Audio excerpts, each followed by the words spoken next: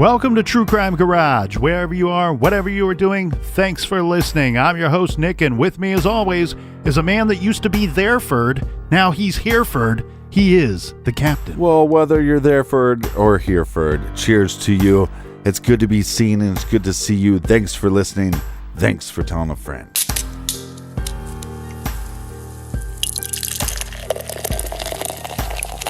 Today we are featuring Aztec Death Whistle by Tactical Brewing Company. Garage grade 4.5 bottle caps out of 5.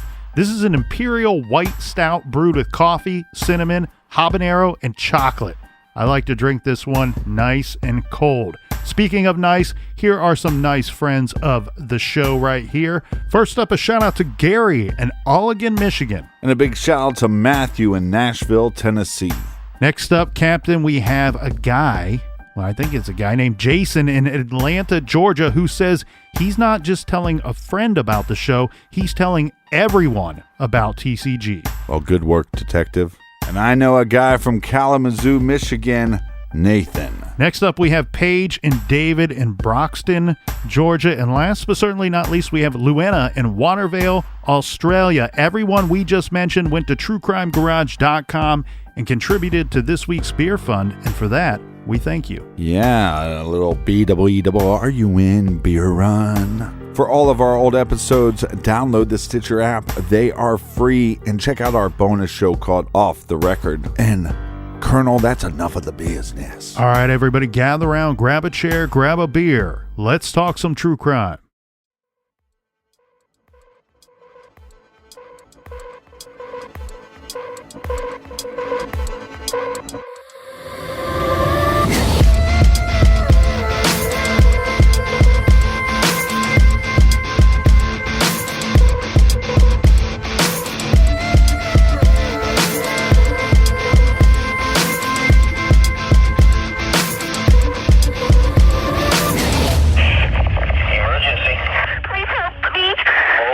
Slow down. We were all shot and hold up.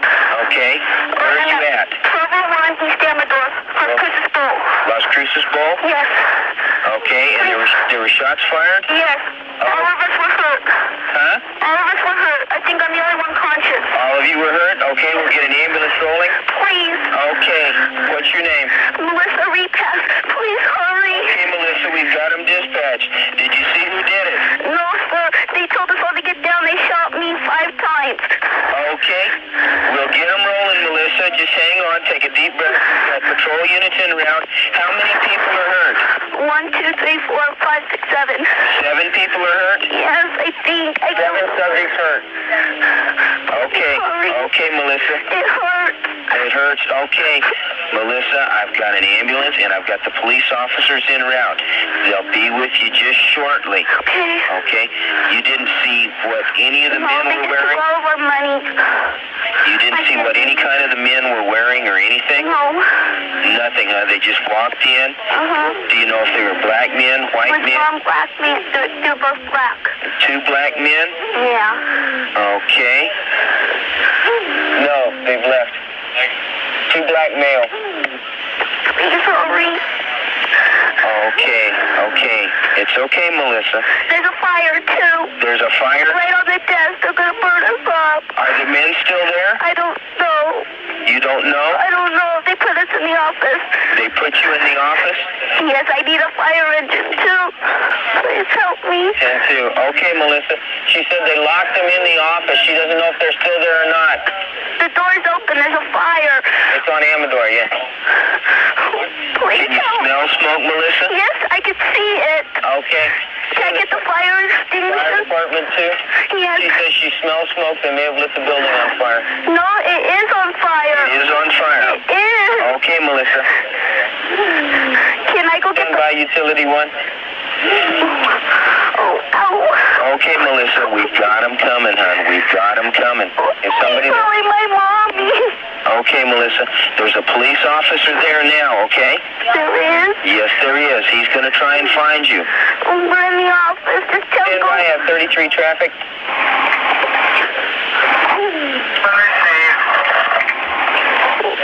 God. Okay. I'm gonna die. I know it. Hold on, Melissa. We've got the ambulance coming. They're just down the street. Huh? She advises all 7 are shot. They're injured. They're in the office. Where's the office at, Melissa? In the door's in the first desk, and then you take a right, and we're right in the field. Okay. She says you go in to the first desk, take a right, and they're right there at the office. Okay, I'm giving the directions on how to get to you, to the police officers that are there. Oh, my God. Please help me. We're helping you, Melissa. We've got them rolling. Okay? You got to be brave. Got to be strong now. Okay? Oh, God. It's going to burn us right now. Okay. Can you see flames? Yeah. Okay. It's burning us.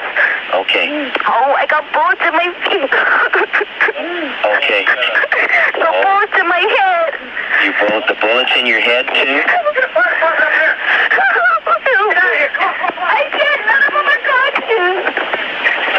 I'm so scared. Go ahead. I hear the officers telling you to get out. Get I'm out. scared there's somebody else. Was that the police officer telling you to get out? Yeah. Then get out. Okay. Okay?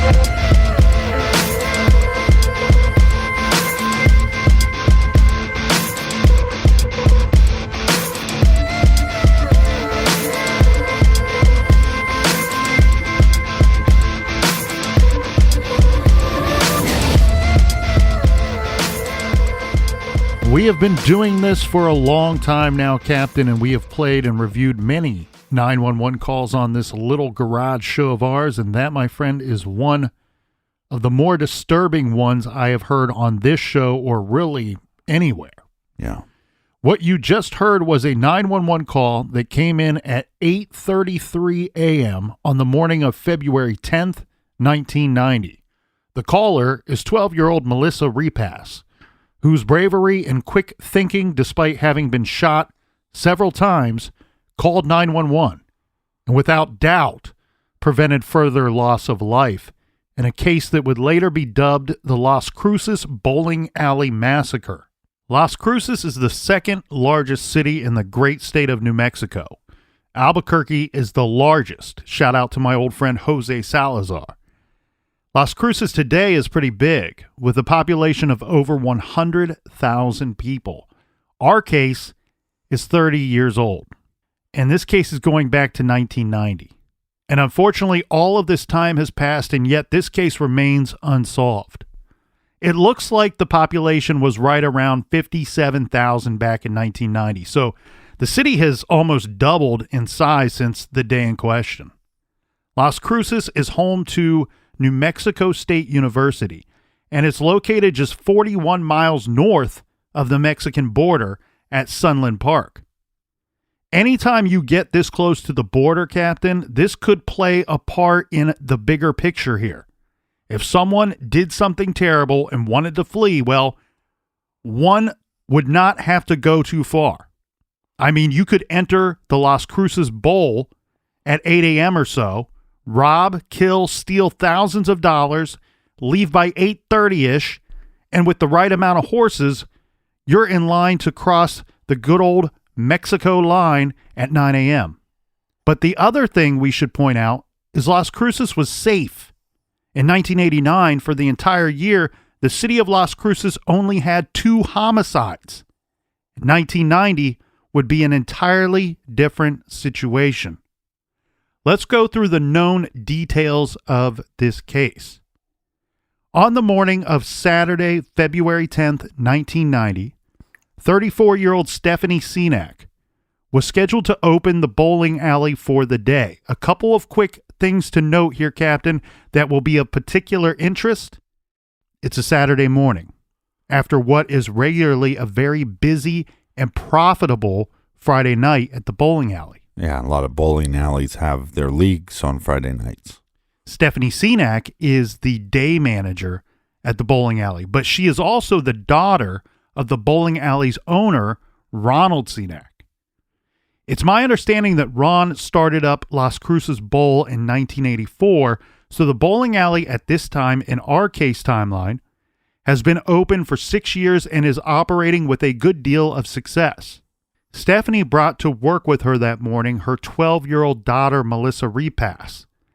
and Melissa's 13-year-old friend, Amy Hauser. The two were planning to run the bowling alley's daycare for the day. Now, it's unclear what time the three of them, manager Stephanie Cenac and the two girls arrived, but we do know they were the first to arrive at the bowling alley for the day. Mm-hmm. The next to arrive would be employee Ida Holguin. Saturday is typically a busy day for most bowling alleys, but on this day at Las Cruces Bowl, there were some events scheduled for this day, and they were expected to be quite busy starting at 10 a.m. when they have a youth league starting up action, and then they were also anticipating a busy lunch hour. Ida was in charge of the kitchen that morning. This would mean arriving early before the doors open to prep food so they can keep up once they start to get busy at 10 a.m. Yeah, there's nothing better than some hot nachos with that bowling ball grease mixed in. The only place that I drink pitchers of beer, the bowling alley. I don't know what it is. I will never get past a great pitcher of beer at the bowling alley. Everything we just talked about started before 8 a.m. that morning. And we know this for good reason, because just before 8 a.m., another bowling alley employee will arrive on the scene. This is Steve Cenac. So you can tell by the last name, Cenac, that Steve is Stephanie's brother, also son of the owner and uncle to Stephanie's daughter, Melissa. Steve is not scheduled to work on this day. It sounds like he worked there the busy Friday night before. He was actually en route to go to class that morning, but he left his backpack there the previous night. Very simply, he was going to swing by the bowling alley, retrieve his backpack, and then be on his way. Yeah, I'm guessing he went to the university. This is to be a very quick in and out for Steve, right? So Steve said that when he arrived, he went through the building's main door. The only thing that seems to be strange to him is when he arrived, he found that the door was unlocked. He says he went and he grabbed his book bag. In the office, he saw his sister, his niece, and his niece's friend. He told his sister that the door was unlocked and advised her to lock the door. Hey, you got to lock the door. We're not open yet. He then left. Later, of course, he would be asked if he locked the door when he left. He says he did not. I don't know if this was because he was in a hurry or maybe he didn't have his keys with him. Yeah, or maybe he's trying to prove a point to his sister. Hey, when you open up the bowling alley, you need to keep the doors locked. That's your responsibility. All the reports that we have, they have Steve leaving the facility around sometime after 8 a.m. Some state just after 8 and others as late as 8:15. The thing here is all reports are in this time frame and only vary by a matter of just a few minutes. So we have employee Ida working in the kitchen and manager Stephanie doing the books in the office. And after Steve leaves, the two girls, they leave the office and they go to the front of the building to get something from the vending machines. It is at this time that the two girls see two men enter through the unlocked door. One of the men went into the kitchen. Ida says she was busy working, not aware that someone else had entered the kitchen. She started to chop up some lettuce when she felt something shoved into her side. She looked down and it was a gun. The unidentified man had a .22 caliber pistol and ordered her into the bowling alley's office. The two gunmen walked Ida and the two girls into the office where they confronted Stephanie. The gunmen ordered the women and children to lie down, face down in a corner of the office. The four all have been corralled, all face down in this corner of the office, while the gunmen were taking approximately $4,000 to $5,000 from the bowling alley safe. This after asking where the safe was. And we should note Stephanie is the only one with access to the safe. Right. Now, there are some conflicting reports, Captain, as there always are in these matters. But most reports stated that the younger gunman, and note, judging by appearance, There seems to be a considerable age discrepancy between our two offenders.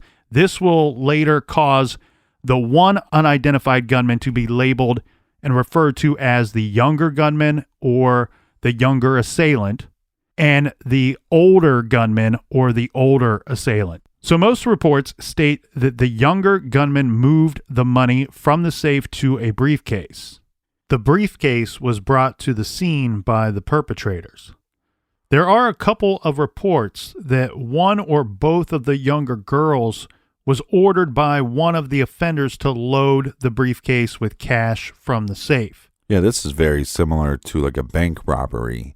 But normally in a bank robbery, you have somebody go up to a teller, they slide a note saying, give me all the money, right? They normally don't go to the safe. You even see this with like Point Break and movies like The Town, where they're like, don't go to the safe. It's too risky.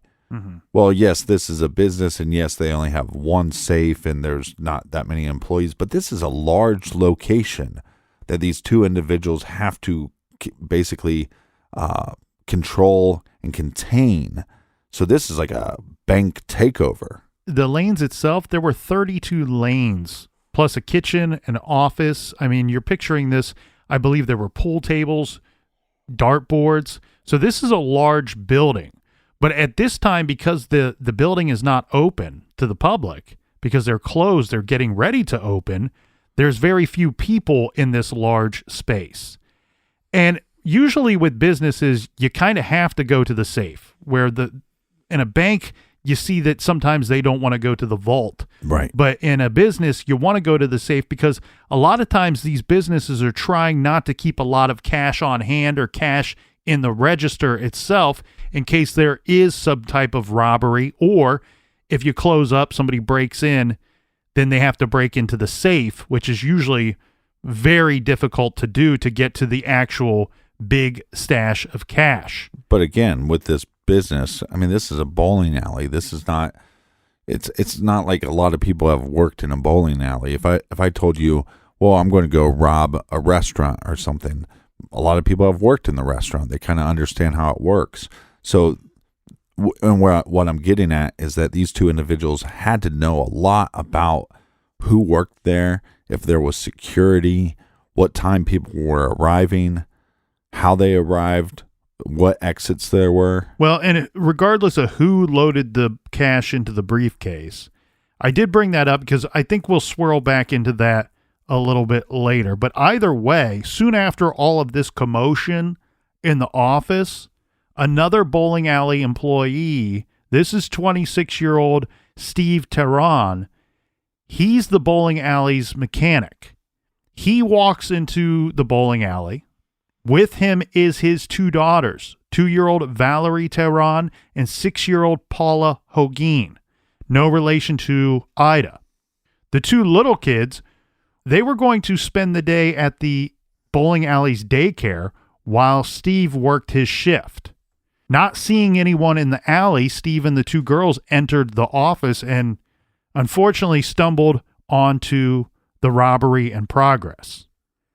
The three of them were ordered, just like the previous four, down to the floor and to put their heads down. The gunman then shot all 7 victims multiple times at point-blank range.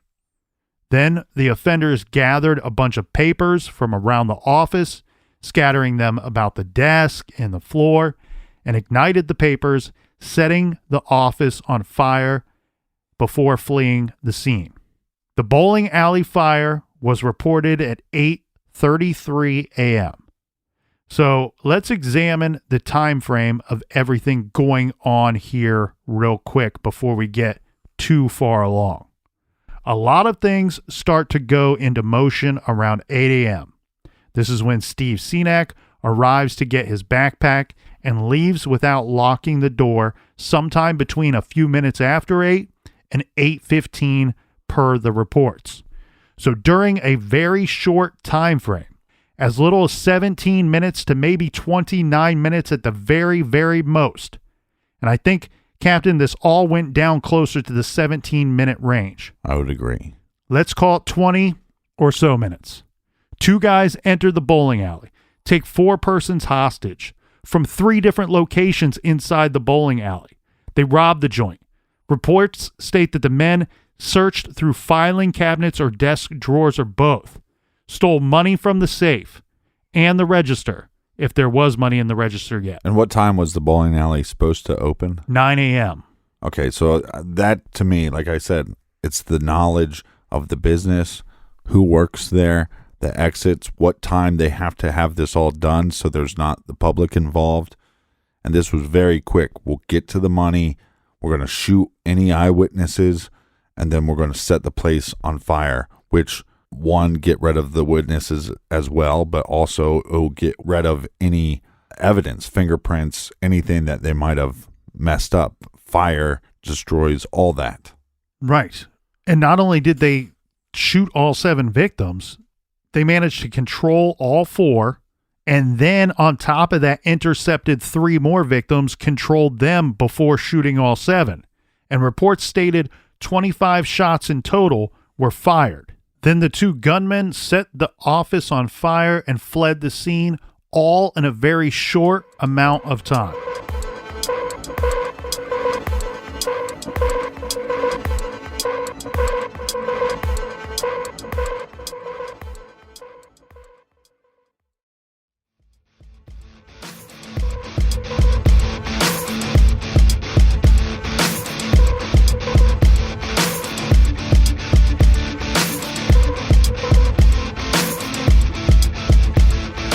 All right, we're back. Cheers to you, Captain. Cheers to all the pirates. The 911 call heard in today's trailer, the call came in from our little hero. This is 12-year-old Melissa Repass, who has been shot multiple times, 5 times. This in the hands and the head, the hands likely as the result of trying to shield herself. The call comes in at precisely 8:33 a.m. James Hash is the man working dispatch that took the call that day. The call lasted a total of 4 minutes and 2 seconds, and you can hear on the call that an officer or officers arrived on the scene before the end of the call. So a good response time by our police department of under 4 minutes.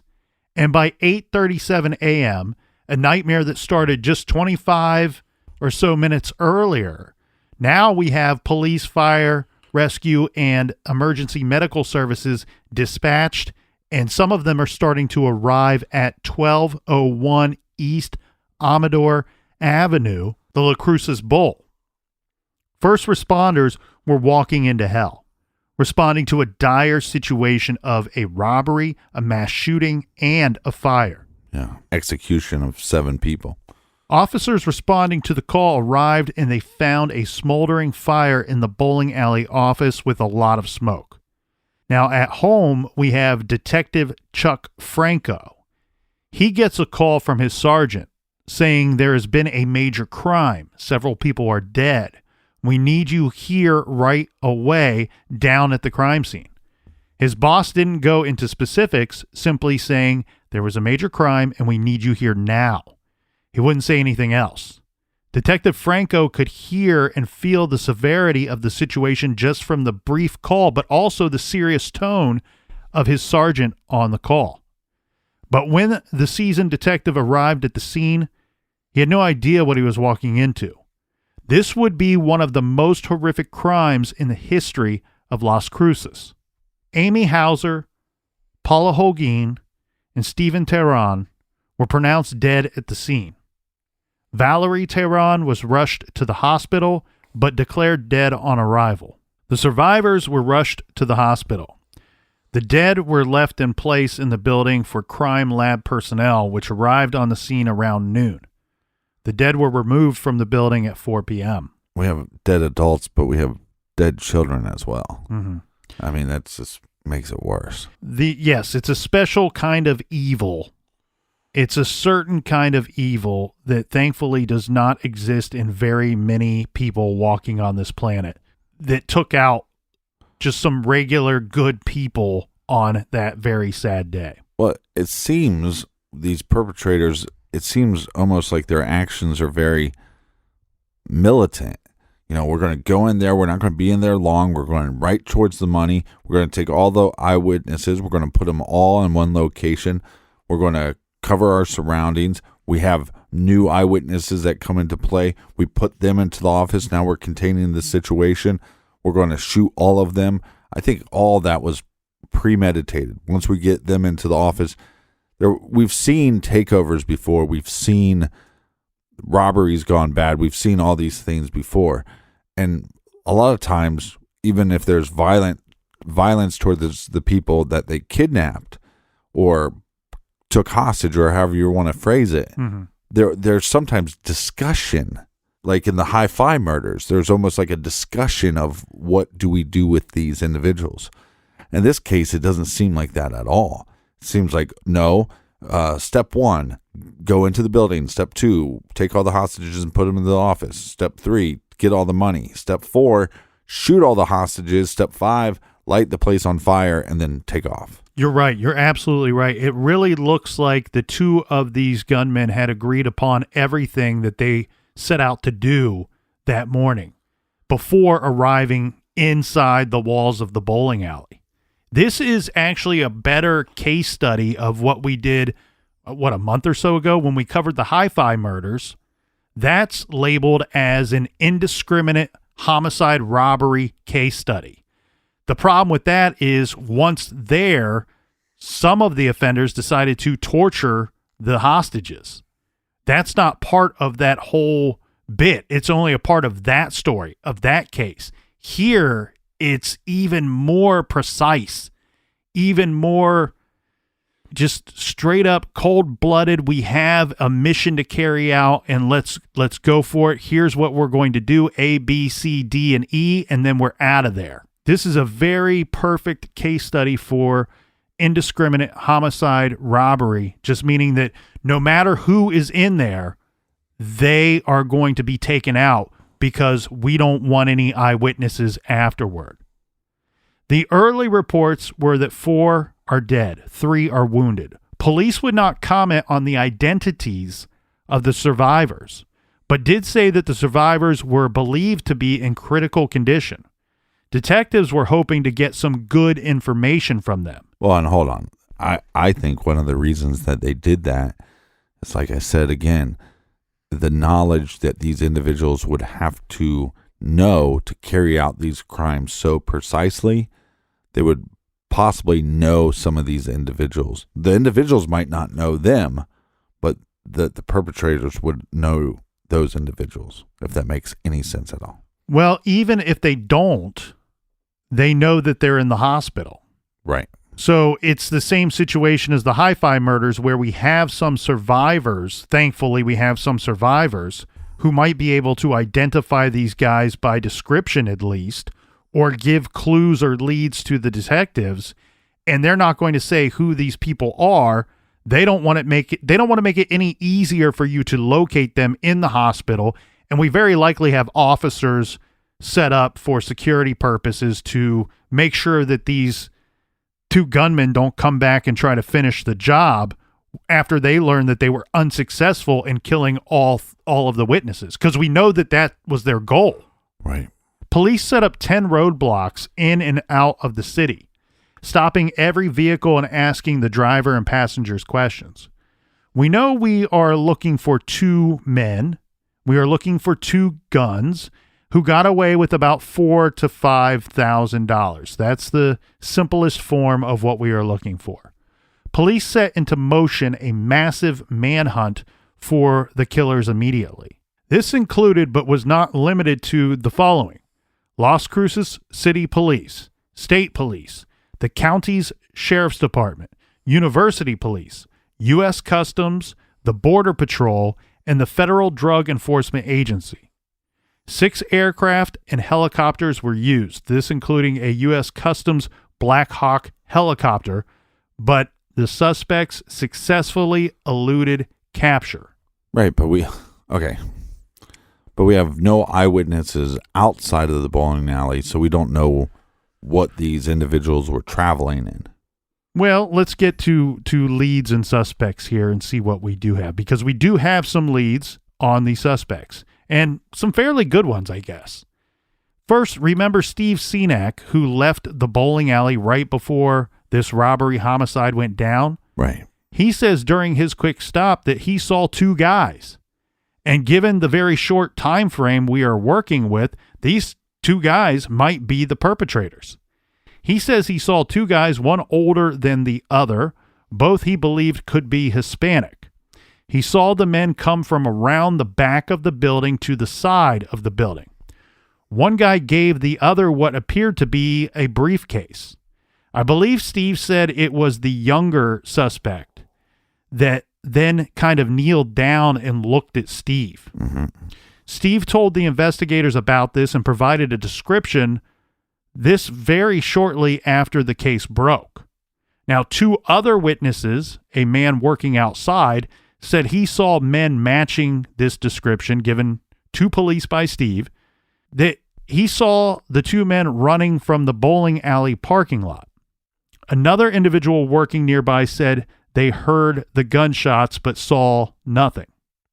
Based off of what Steve saw and what he reported to police, as well as the other eyewitness that we just discussed, here is the descriptions of the perpetrators that was released to the newspapers. One man is described as Spanish with a dark complexion, approximately 29 or 30 years of age, 5 foot 10 inches in height, and weighing 170 pounds. The suspect possibly had a 6 to 8 inch blue steel revolver in his possession. He was last seen traveling in a westerly direction from the intersection of Espina and Amador Avenue. The second suspect is described as a Hispanic male, 5 foot 6 inches in height, weighing 135 to 140 pounds, with a medium build and dark complexion. He has black hair combed back and brown eyes, approximately 45 to 50 years of age. So a discrepancy of 15 to maybe 20 or more years between the two perpetrators. Yeah. And we do end up with a vague vehicle description. And we also end up with sketches as well. Yes. Yeah, we'll get to that part of it, because the first descriptions that come out of our suspects are these computer generated, I don't know if that's the right term, computer generated images, but they're computer images that are put together and released. We do end up with a vague vehicle description. In the papers anyway, it says the suspects may have been driving a green, older model utility van or truck or pickup. And some descriptions of this state that it was a 4-wheel drive vehicle. That, to me, Captain, for vehicle description is about as vague as it can get. When it says older model utility van or truck or pickup, it's kind of like we don't really know. Yeah, but this is also in a time where there was less vehicles on the road like that. Anyone, whether you're familiar with this case or not, will be familiar with the sketches that the captain was talking about, the suspect sketches that come out. This actually comes out 5 days into the investigation.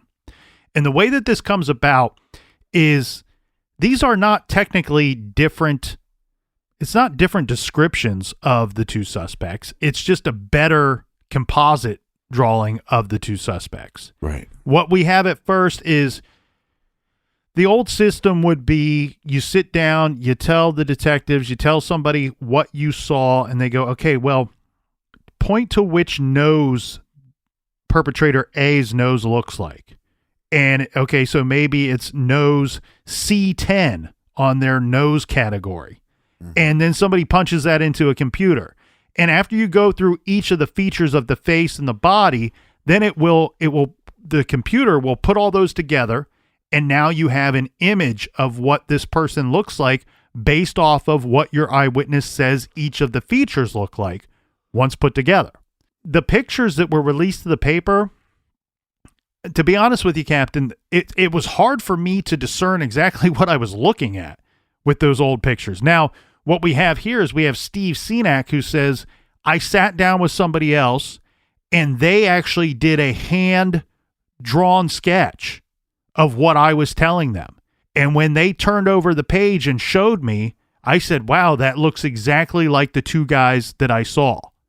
So days into this, we have a physical, somebody sitting down and having an actual sketch drawn of the two suspects. We have our number one witness who says it looks just like the two guys that he saw that day. That will then become what I would refer to in this case as the famous composite drawings for the Las Cruces Bowl case. It's the one that, even if you don't know this case very well, but you're kind of dialed into true crime and you're dialed into crime, you have seen these composite sketches before. You've seen them somewhere, even if you weren't looking into this case. Well, yeah, because if you're looking at the one sketches, the first thing you think is, oh, crap, Eddie Murphy did this. Several people have said that one of the persons in the composite has a resemblance to Eddie Murphy. Yeah, like Coming to America, Eddie Murphy. I look at Eddie Murphy and I don't see a man that has aged more than a few days physically in over decades. We're talking decades. Eddie Murphy still looks very young to me. Well, I was talking about the thickness of the mustache and the thickness of his hair. Mm-hmm. Reminds me more of Coming to America than it does like Beverly Hills Cop or Beverly Hills Cop. Good. Or like good Dr. Dolittle. What I meant, Captain, by famous composite sketches is that when researching other cases, these composites pop up on the internet. If you go and you try to look up another case and you're looking up for suspect composite drawings in that case, there's a good chance that on your image panel there, this image will be in that row. And that's why when we started really looking into this case a few months ago, I thought it was kind of haunting for me to see the composite sketch of the two suspects, because I'm like, I've seen that several times before, and now I have the case to connect it to. And who would have thought that the donkey from Shrek would be capable of murders this heinous? The one thing that's interesting to me about the vehicle description, the vague vehicle description. Yeah. This is 30 years ago. This is a 30-year-old case. What we have seen with the composite sketches of the suspects, that has been sent out and plastered everywhere over the following 3 decades after this case broke. We've also even seen age progression sketches based off of those original sketches from 1990. What is left out of the future suspect information is this vehicle description. What I'm kind of inferring from that is that maybe at some point the detectives believe that including this very vague vehicle description might be hurting that information more than it's helping. So I think it's purposely left out because I think that they go, this might not have anything to do with our case at all. What we end up happening is that we have Steve Senac, who is called by police and brought down to the border because they pull over 4 guys who were stopped in a vehicle and they have a large sum of cash with them. They want to know if Steve believes that any of these guys were the gunmen that he saw at Las Cruces Bowl. Right. He says he cannot identify any of the 4 men as being one or both of the 2 men that he saw that day. Well, it makes sense, though. Hey, we're going to send 2 people in. We got 2 people in the vehicle. And maybe the idea was to hit multiple places, and they just never did. Well, and necessarily the other 2 guys don't always have to know what the other 2 guys were up to earlier that day. Right. Or the previous day. Regardless, what's important here is Steve says, the people you're showing me are not the 2 people that I saw at Las Cruces Bowl before the murders. Now, there is one very bizarre incident. This all the while police are securing the bowling alley murder crime scene, setting up and executing roadblocks, questioning and searching the area, and conducting what very quickly became a massive manhunt. This is on the same day as the Las Cruces Bowl massacre. Around 2:30 in the afternoon, police found a man wandering around the streets. He was the victim of a stabbing that took place shortly before they found him. It's thought that the man, who is only identified as a male in his 30s, identified the person who stabbed him and maybe even identified the assailant by name. And now police are looking for that guy too. The attacker was described in the paper as a male, 20 to 30 years old, 5'8" to 5'11" inches tall. The stab victim was taken to the hospital to be treated for his wounds. Unfortunately, that man died while undergoing surgery. The police have stated that this crime has nothing to do with the Las Cruces Bowling Alley massacre. And I fully believe them 100% because could you imagine a better break for police in this very difficult situation where you are very quickly executing a massive state and even at the border manhunt for two mass murderers that you don't have a solid ID for or solid what a better identification break of the vehicle either. What a better break that one of them decides to stab the other one, and now you got one in a hospital bed and you're out looking for the other one, and he's been identified by the person that he stabbed. Yeah. It's kind of like Scream at the end where he has to stab his partner so they can cover up the murders. Yeah, so those two things have nothing to do with one another. But remember, we stated earlier that Las Cruces, the whole city, for the entire year of 1989, only had 2 homicides.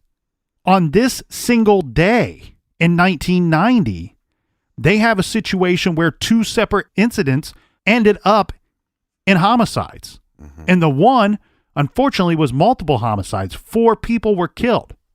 In a press conference that evening, the police chief apologized to the room full of reporters. This for not having much information to pass along to them. This poor man told the room he was sorry, but it has been a very hectic day. Well, like you said, with such a safe area, the whole department and the community has to feel somewhat defeated. Yes, 100%. I mean, we have the police chief who feels defeated. Some other feedback, some other thoughts going on at the time. We have a statement from Captain Fred Rubio. He said the following. He said, we're looking at the motive as robbery. We're looking at the motive that for some reason or other, they decided to rid themselves of any witnesses.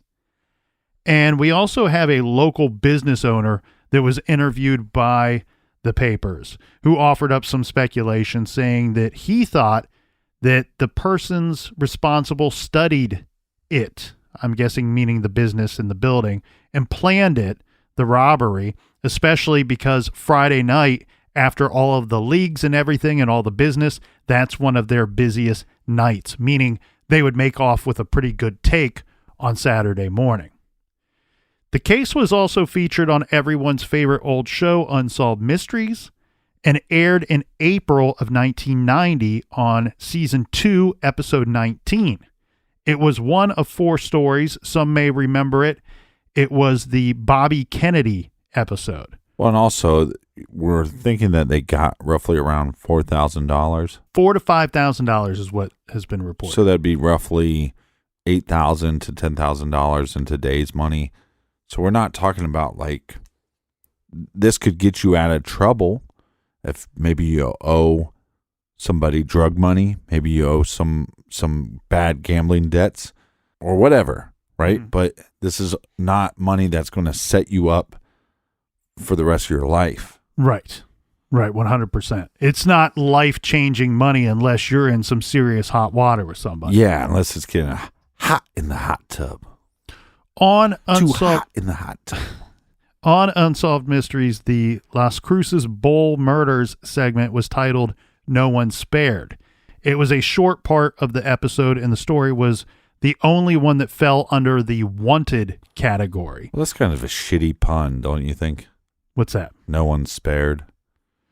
Well, that's the thing. Because you got strikes and spares.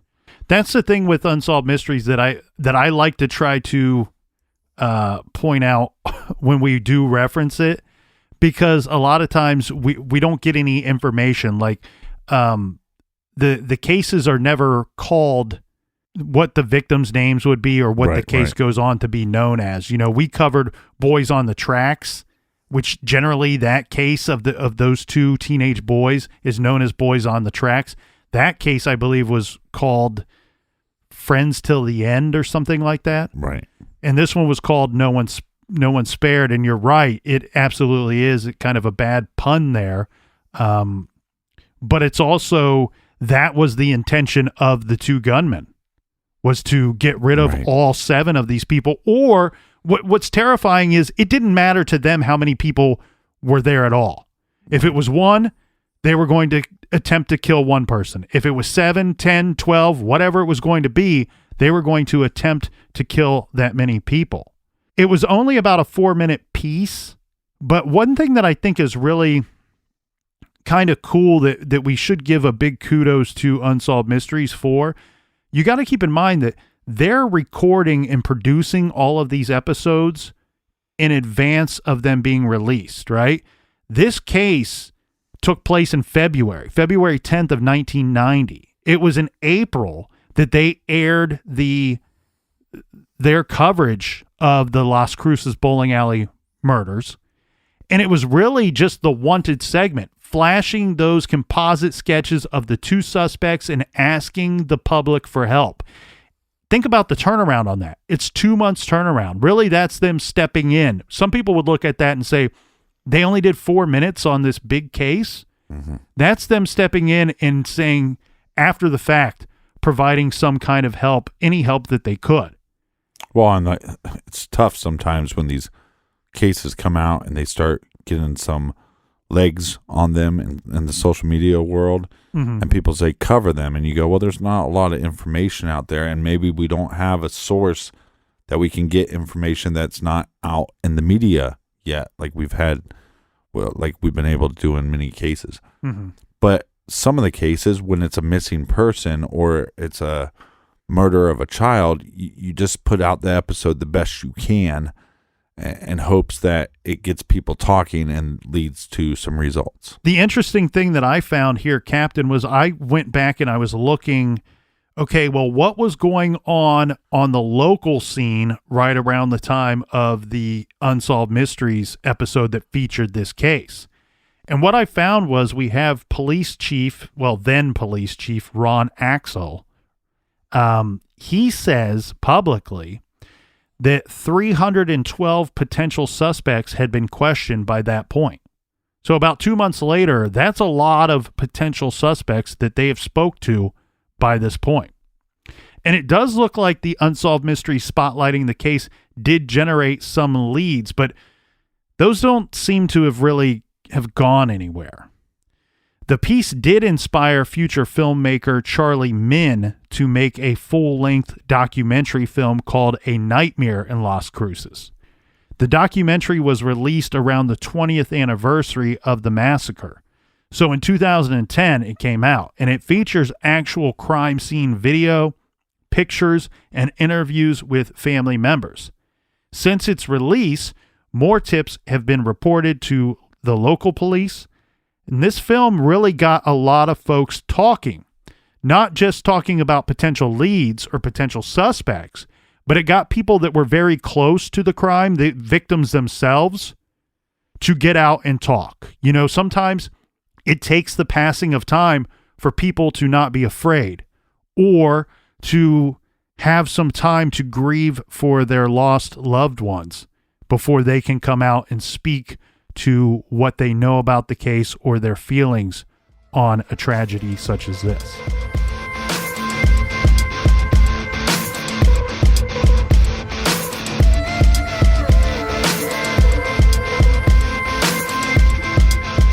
A lot more to dive into tomorrow, and until then, be good, be kind, and don't litter.